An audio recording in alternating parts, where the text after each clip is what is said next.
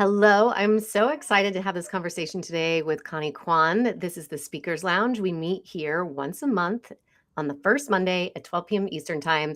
And this is to offer you visionary insights about speaking, anything public speaking related. We've had a lot of fun guests on here. And today we have Connie, who is going to, I have to just say, she is a multi-hyphenate, which I love the multi-hyphenates, being one myself. So I'm going to go down this list of incredible things that you do. But today we are going to focus on story habits. You have a book. I don't believe it's out yet, is it? It's coming out in November. It's coming out in November, so we're going to talk about that. Okay, so here you go. I'm going to read this list. You are, first of all, an engineer. So you can help with product design. You are like an engineering team of one, which is very cool. You're writing a story habits book, which we're going to get into. You are also a storyteller. You are amplifying female thought leaders. You pet photography. You're a photographer. And on top of that, you have a dim sum club. So I wish we lived closer because I would totally go to that dim sum club. Connie, welcome. Thank you. You're welcome. Happy to be here. Excellent. So I would love to just start with the question, what was the inception to start writing story habits, and what is it? If you can share that with our audience. Yeah, so a lot of folks who write habit books come from academia. They do research. I come from the application side because my background's technical. My career is in product management. And along the path, for the last 20 years, I've been doing product management. Along the way, I worked at a company that did health tech. So what we did was help people quit smoking. And if there's an Olympics for habit change, then quitting smoking is the one, because it's chemically addictive, it's socially reinforcing, and it's very, if you scan a smoker's brain, you can see these neuron pattern that are firing in response to triggers around. It's a very ingrained habit, and we were able to help them break it. Our program was in clinical trial than the next best in class. So in that work, I learned that what actually helped people quit was not all the habit systems, etc. Like all of those are important too, like being in the right place, removing all the triggers, all that should be done. But the ones who successfully quit are the ones who change their story from saying, I'm a smoker who is trying to quit, to I am a father who wants to be there for his daughter's graduation. I'm a marathoner, is going for my first marathon. I'm going to hit this half marathon strong, right? So this internal story, this identity shift is what enabled them to maintain the new habit, because failure is really part of the journey when we are changing habits. It's guaranteed to be part of the journey. And so the internal motivation is super important, and the story we're telling ourselves is really what gives us that drive to continue when we fall. Tell me, where in your life are you using story habit? Because I know you learned a lot, like you just shared with us, about how to quit smoking using story through the organization that you worked with. But how, now that you've written this book, where have you started to see it show up in your own life, and how are you using it? Yeah. One area I'm using it is I'm trying to eat less dessert, right? Okay. And one of my value anchors, in the story habit system, we talk about value anchors, values being what we're programmed with. Whether or not we put the programming there, could be our parents, could be our upbringing. There's programming in our brain of what our values are. So we use those anchors and we attach our habit balloons to them. And if it doesn't work on this anchor, we try a different anchor, right? So the idea is we are using what's already inherent to us instead of willpower, because willpower runs out, we get tired, right? So my anchor is being frugal, because my parents are immigrants. I'm an immigrant twice over. And that's just part of the programming. You watch your pennies, and you don't try to overspend and all those things. And so I say, okay, well, I want to eat less dessert. I'm going to anchor it on being frugal. What can I do? I'm going to eat only expensive dessert. So every time I go to the Mademoiselle Colette and I eat that $10 slice of cake, I'm like, this is really good, but ooh, that's so expensive. I'm not going to do this every day. I'm not gonna do this every day. I'm gonna come back in like 2 weeks, 3 weeks, right? And so I accomplished this. The reason for me to eat dessert is I want a reward for myself, right? So now I am a fancy dessert eating person. I'm not depriving myself. No, instead of depriving myself because I'm eating less dessert, I'm actually getting more because it's more of a reward now when I eat dessert. But I will eat less of it. And I bet it tastes better too. Tastes better too, definitely. You're gonna take your time eating that $10 slice. You gotta make your money's worth, right? Yes, exactly. I love that. I really loved just the reframe, and I appreciate leading with what is it that you value. I feel like you don't think about that with habits, and you're right. It's the reframe is what makes it important and impactful. So I'm also okay. So because your story habits, which I'm super excited for this book to be released because I think it's going to help so many people. My audience, a lot of people tend to show up because, they always say, there's a fear of public speaking over death, or people they feel challenged because maybe they feel they're going to be judged, or maybe they won't say the right thing, or they'll look foolish on stage, or maybe they don't think they know enough, or they're not an expert enough, or they're not in a thought leadership role. And so why would anyone want to listen to them, or their stories aren't interesting enough? You name it. There are many excuses for why people would choose not to use their voice. So using story habits, and we can have fun with it here. I don't need you to have the answer right away, but how might we use story habits to help some of those people reframe building a habit using their voice? Because I am a believer that the more we use our voices, the more we tell our stories, the better the world will be, regardless of industry. So you want to noodle on that a little bit? Your story habit, right? That's the story in your head of why you're doing this work that you're doing. Yes. Making it effective for you. And so for each person, it's different, right? The magic of this method, the story habit, is that for me, being frugal, eating less dessert, that works, eating expensive. But if I ask the next person over who doesn't have frugal as their anchor, they're just going to end up with an expensive dessert eating habit. Right? Yeah. They're just going to spend a lot of money. It's not going to work for them. So the key here is to find what is your anchor and then tying to it. And you asked about speaker habits. Yeah. How do you become a good speaker? I actually wrote a Substack post on my Substack about the 8 executive presence, 8 habits of executive presence. And then in there, one of them is, how do you manage your inner dialogue when you're on stage? And one of the inner dialogues that come up with me a lot when I'm working with people is somebody in the audience might check their phone, or might have a face of like, or they're reacting in some way to something that may not be what you're saying on stage at all. Yeah. But you're catching it as a presenter. You're catching that emotion, and you're saying, "Oh, must be related to what I said. What did I say? Wait, am I losing this person? Do I need to say it differently?" Right? Then the speaker's now going into this spiral, right? And so the habit that I work with my audience with on this is, okay, well, the habit is to catch that, first of all, saying, "Oh, I'm reacting," just naming it, saying, "I'm reacting." And that person could literally be having a random thought. Like, how many times are you in the audience and you had a random thought in your head and your facial expression change, you're not even paying attention to the speaker, right? Like, it's not related at all. Oh, 95% chance, 99% chance really, that their facial expression is unrelated to what you just said. But it's so easy to think it's about me, right? And so the first habit is to catch it and say, "I'm just reacting to something that's happening." Great. And now I'm going to rewrite that. And the rewrite depends on what your anchors are. So I have one executive woman that I worked with. Her anchor was excellence. So for her, the rewrite is, I'm reacting, and I'm going to give excellence to this person. I'm going to continue giving excellence. It's not related to their reaction, whatever. I'm just going to do my part in being an excellent presenter, being an excellent executive, being an excellent leader.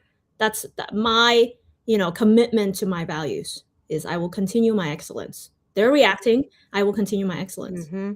right? Mm-hmm. So, and it's effective for her because it anchors on her belief. Another person might have a different belief, and we talk through that. We work through, oh, okay, these are the anchor. We have options to anchor ourselves to, and how might we reframe what you're doing in that moment, that reactivity. How do we reframe that into an actionable, reaction for your end? Well, I like that. I appreciate when you say, okay, anchor in the value of it, and you use this example of this client, excellence is something that they value. And what I liked about that tweak there was it wasn't about I'm excellent, and so therefore there's something wrong with you in that facial expression because everything I'm doing up here is excellent. It was excellence. Like I want to give you an excellent experience. Right. Is beautiful. And so I love that anchor. And then how do you make your value serve the audience member so that you're not making it about you, you're taking it off of you, and it helps you be more present too. Otherwise sitting there and spiraling. And I do feel like that's a common thing where a speaker will project onto the audience what they might be thinking or feeling when they're giving a talk in real time. I have a quick little story about that too, just to re-solidify this, which is back, several years ago, I was directing a show, and this particular performance was full house. There was one seat available. It was a fundraiser, so I had to be there as the director. And so I sat in the front row, and it was like towards the end of the run. So I had seen it a gazillion times. And I hadn't seen it for, I think, a couple of weeks at this point, because when a director is done with the project, they can kind of let the show breathe on its own, and the stage manager is in charge at that point. But so I'm sitting in the front row of the audience, and after the show, the lead actor comes up to me, and she's like, "Did you hate the show?" And I said, no, and quite opposite. And I said, why would you think that? And she said, Right. you looked angry, you looked miserable, and it made me consider two things in that moment. One is how she was, yes, projecting onto me. I was more just I was interested. I was deeply introspective. Like I was really paying attention to the audience and seeing how they were reacting to some of the comedy. I was noticing some of the nuances that had changed. Like I was just really in like investigative mode, I think, which is what she was reading on my face. Right. And it also made me think, for those who are in that leadership position, and or those who spend a lot of time in the audience, like you also have a responsibility to show up in a particular way to hold the space for the people that you're leading. And so that was also a really eye-opener for me too, which is, I should have been a little bit more self-aware too about how I was holding that space for my team, essentially, who was up there on stage doing all the work. Yes. Yeah, that can be hard as a leader when you're being observed. Yes.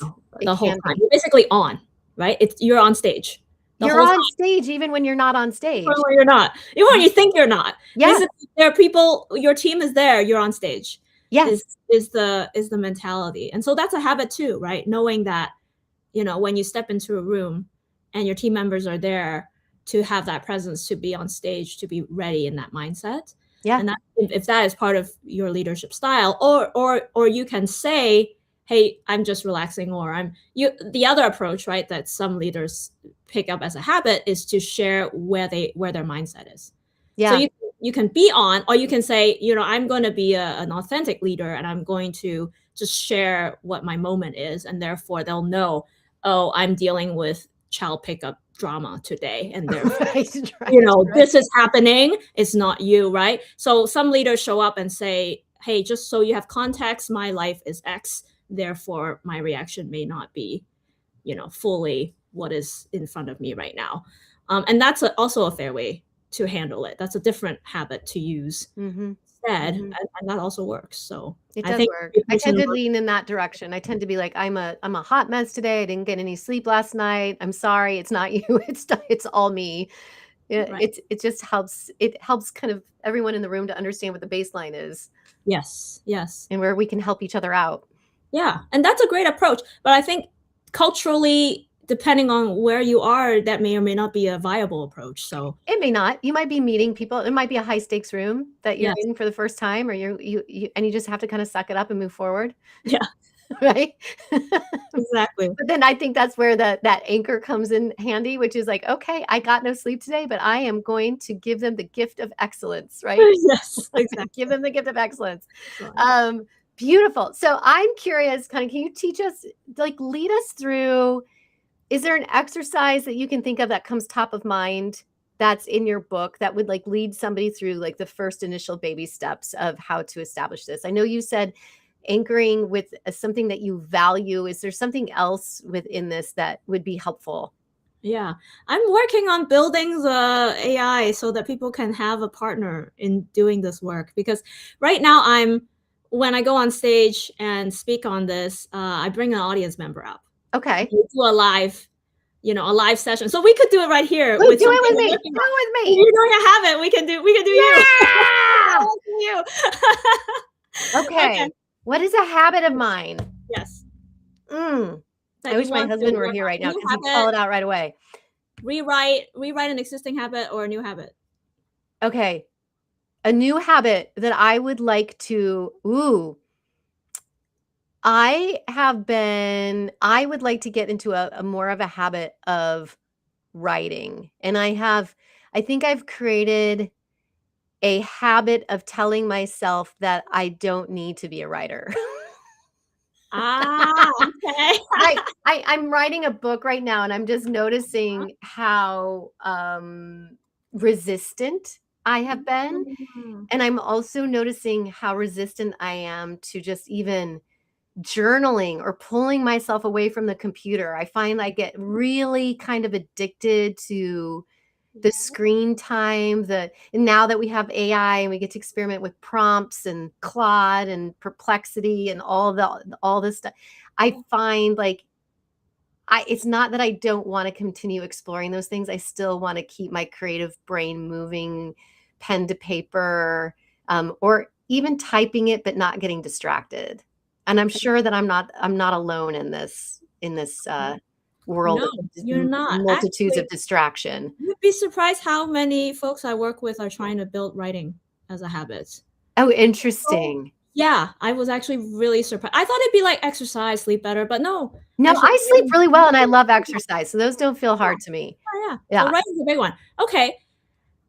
So whenever you see, whenever you get distracted easily, it is definitely an anchor that is it's almost like a value that you are, that you have to rewrite also, because it's not like you said it right out loud. You're like, that doesn't seem like me. I'm not a writer, right? There's that in there, right? Yeah. I'm a performer. I'm an improviser. I'm an actor. I'm all these things. I'm not a writer.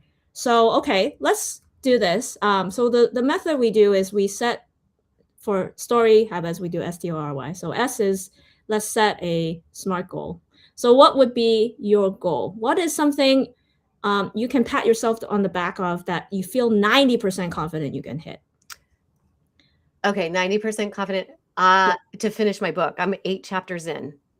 Okay. I need 11 more and then a ton of cleanup. Want to clean up? Well, saying you don't want to write 8 chapters is a lot that you already have. Okay. So is it showing up and writing 30 minutes a day? Yes. That would be heaven if I gave myself time and space to do that. Okay. Where were you 90% confident? Is it 30 minutes once a week? Yes. Yes. Oh no, let's do 30 minutes twice a week. I'm 90% confident. Oh, really? Okay. Yeah. That's pretty high. All right. Okay. I want to be an overachiever with this. Yeah, but you can't be an overachiever on your goal though. You have to feel 90% confident, like honestly. 90% confident I can do 30 minutes twice a week. Twice a week. Yes. Okay. Let's start. Okay. Good. Okay. And the reason I really concentrate on the 90% confidence is because in the work I did with habit change, yeah, there are 2 measurements that really matter. And a lot of people measure streaks, they measure, all these other factors, engagement, whatever. Turns out there's 2 that are mainly important. One is confidence, mm-hmm. maintaining high confidence throughout the entire habit change journey, and motivation. Okay. Maintaining high motivation throughout the habit change journey. So when I work with you on the goal, we're tackling confidence. Okay. We're making sure that you have a way to pat yourself on the back every time you hit your goal. You know, at the end of the week, you're going to say, I did 30 minutes and 30 minutes. Good job, Meridith. And then next week, you'll do that again. Good job, Meridith. And you'll do that week after week after week until at some point you're like, I'm 100% confident. I'm 110% confident this 30-30 is happening. Now I'm going to make it 30-30-30. It's going to be 3 sessions of 30 each for the week. Okay. Right? And so that way, into your entire, the goal is not to fail at all. Actually, it's interesting because we will fail, but the goal is try to prevent that failure, because that failure puts us in a spiral that makes us not come back to this habit. And so it's super important to maintain high confidence. So we have your goal that will help you with high confidence. Now we're going to work with the motivation side, right? This is where the anchoring happens. So give me some of the values that you hold. Maybe you grew up with them. The older the value, the better. They're stronger anchors when they're older. Okay. I value very much community. I value very much fun. Yeah. I value joy. That's why we're friends. Yes. Fun and joy. Right there. I value.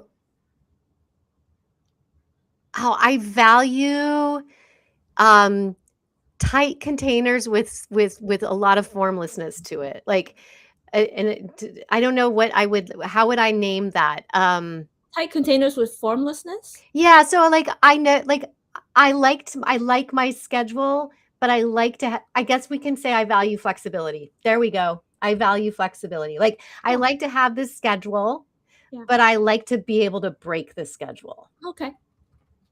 Like that is something I value. Because if a friend calls me up because they happen to be in town and they have a layover, yes, I love that I can say yes and to them. Okay. Great. That's important to me. Like I don't want to be rigid and say, oh, I've got 3 meetings and I don't have any flexibility around it. Moving those meetings around. This is probably why I'm an entrepreneur, right? Like I like freedom. For me, that word translates to freedom. So I freedom. Yeah, freedom, flexibility, autonomy. Yeah. Got it. What else? Anything else? The key is for 10 values. So we try to get to 10, but often it's hard to do it. Well, I value family. Okay, I value family. Like I want my family to feel also joyful. And I love quality time with my family. Yeah. Even if that means we're just sitting side by side and watching a show together or out sharing a meal somewhere. What else do I value? I value a good challenge. I value challenge sometimes. Like I value, like I can get competitive. Good. That's all good stuff. Okay, we'll take a pause there. Creativity. Creativity. Why didn't I say that? Yeah, that's a good one. Okay, so you have a very healthy list here. All right, so we got T. Now O is, look, balloons. Okay, so I didn't see any balloons, but look, balloons. We're gonna make some balloons now. All right, some options that I can think of, and you can add yours too. I think we can anchor it on community. Okay. If we anchor it on community, one way you might do it is you write your 30 minutes and you have people who are waiting for your 30-minute output. Oh. So now you're building community. Maybe you join a group where that is the goal, is everybody share their 30-minute output at the end of their session. I'm sure there are writer groups that do this. Yeah. And so you contribute to that community by sharing your stuff. Meridith, you read other people's stuff. I don't know, but it's just you're part of a community that's doing this thing. Okay. So that speaks to your value. So that's one balloon that anchors your community. Another option, fun and joy. Fun. How do you make this fun? You could wear a funny hat when you do it. Oh, I kind of love that. Right? Like this is my riding hat, which also signals to everybody else around me, don't disturb me. Yeah. Because I'm easily distracted. Go. And it's fun. It's got to be a funny hat. You're wearing it and you get the sense of fun when you step in. You're like, yes, I love that. Okay. I lit up on that one because I've done community groups before, and I'm really, what I do, and I'm telling this live, but I'm admitting something to everybody right now. I am that person who's like, oh, the community, I'm being held accountable. And I literally sit down and write it down 30 minutes before I'm supposed to be there. So I put it off last minute. And then sometimes I'm in the group and I'm like vigorously writing it because I know somebody's going to read it out loud. You're cramming. And then you have, I think it kind of conflicts with your freedom, your autonomy one. Yes, it's so true. So I can see how, that makes it a little harder, but you lit up on the hat. So maybe I lit up on the hat. I'm going to go, I'm seriously like, I'm going to be shopping for a funny hat. Okay. Well, or I'll just go find one somewhere. I'll just buy, maybe I have one in my daughter's room somewhere. There you go. There you go. Okay, you have yours. Okay, thank you. That was fun. Yes, I mean, we can make more balloons, right? We can take all the anchors and we can try different things. That's the idea. That's the methodology, basically. But we have yours. Your I love this so much. I love this so much. I'm doing the hat. I'm going to be wearing my funny hat. I will do a post about the funny hat, and I will make sure there's a photo so that this will be my accountability piece to you. Perfect. Anything else that you can share that you feel would be really helpful for somebody who is trying to break a habit or create a new one that we haven't already mentioned? Yeah. I work with folks who are really undergoing an identity shift. Okay. Like they may have experienced trauma. Yeah. And that the trauma is often related to somebody rewriting their own confidence and identity. And it's a terrible place to be because they are no longer who they were before. They talk about, the before and the after now, right? Like they've the survive phase. So, I think for folks who are working through that, a lot of it is self-love gets eroded. And that's itself a habit, self-love. It's a habit that our parents teach us. It's a habit that our friends teach us, right? And we absorb that over time. And if that gets eroded, it's very hard to come back to that place. And that's a very foundational habit. So when I talk to folks, I'm like, okay, there are some habits we go deeper, right? Like this, you think you want an exercise habit, but really you want a self-love habit. That is actually what's blocking you from the higher level habit that you want. Yeah. And so let's go one layer deeper. So the question I would have people ask themselves is there a underlying habit that we need to sort out first? Yeah. Before we sort out this surface habit that we want, the performance habit. Often the habit, it comes from a performance place. Like, I want to exercise more. I want to sleep better. Like there's some outcome that they want, but actually there's a layer below that is more about the inner dialogue and the narrative that we hold and all that stuff. So that might be there. And if that's there, then it's okay to put off the whole habit, the productive habit. It's okay to take a step back and work on the self-love habit, as an example. No, I think that's really important. As you were saying that, I was just thinking about what were some of the underlining habits that I feel I have formed and I do feel like a lot of them have been sprouted because of something someone said to me as a child, right? But I would say for writing, it was definitely, I remember struggling with whether or not I was a good writer or a bad writer. Yeah. I remember in college, specifically in college, we had to write these long papers. And I very much like I'm doing now, I would just resist it. Yes. And so and it was interesting because I just always thought, oh, I'm resisting it because I'm not a good writer or I don't know enough. Right. And I had that story in my head for the longest time. And it's interesting because I moved from Colorado to New York. And so about 9-10 years ago, I was going through a bunch of boxes in my basement. My mom had at one point, she said, I don't want all of your stuff anymore. Like, here's all your boxes from what you did. Yeah. And I was looking through one of those boxes and I found a folder, and it was my composition folder. And it said, it was an AP comp class. I was in an advanced comp class. And I was like, I was in an advanced comp class. Like I didn't even realize that I was actually a good writer at the time because I didn't like school. Like I ditched all my classes. I had a horrible GPA because I was bored. And so I just always assumed I did crappy in everything. And Mm. that was not true.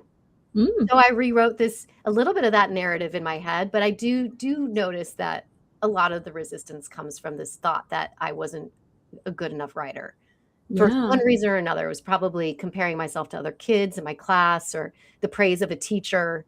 Right. So, yeah, I think you're Course. so I think it's a really beautiful, uh, insight and gift that one can give themselves is to figure out what is the thing underneath. Yes, and you articulated it so well. We worked on the funny hat part, but Mhm. this part, I think that's also a habit, and maybe you're already on the way to rewriting that. Yeah. Um, Yeah. but there may be other layers of that, like you can anchor it on creativity, for example. Yeah. You consider yourself a creative person, and writing is a creative act.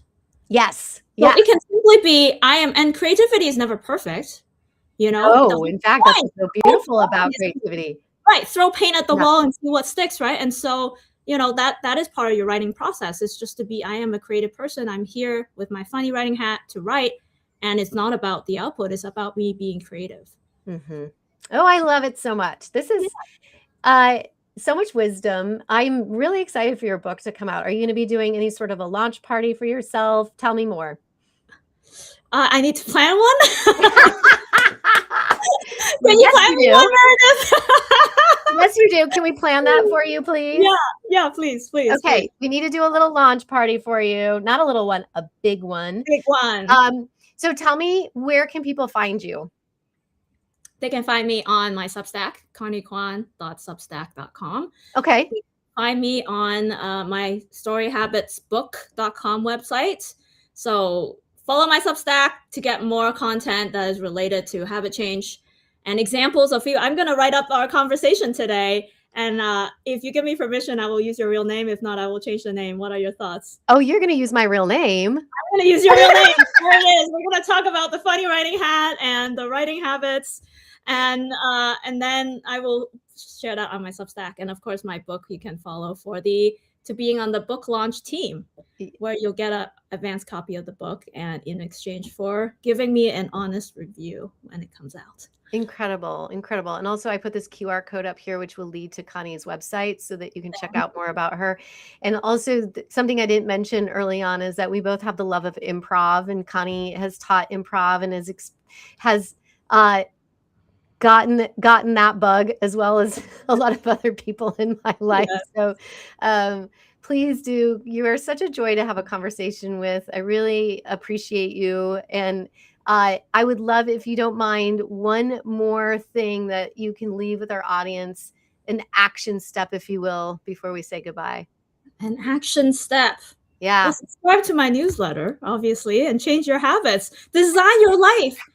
Design your life, right? Like it's about choosing where you want to be. I think we get programmed with habits that we may not have chosen, and we most likely have not chosen in our lives. Yeah. And this is your moment to hack the system right here and say, no, we're going to do this now. Beautiful. And you will be surprised how much power you have once you're able to reprogram your own habits. All right. Reprogram your own habits. Thank you again, Connie. And this has been the Speakers Lounge. We are live on YouTube and LinkedIn. Come see us again next Monday. Next month, first Monday, 12 p.m. Eastern Time. Take care.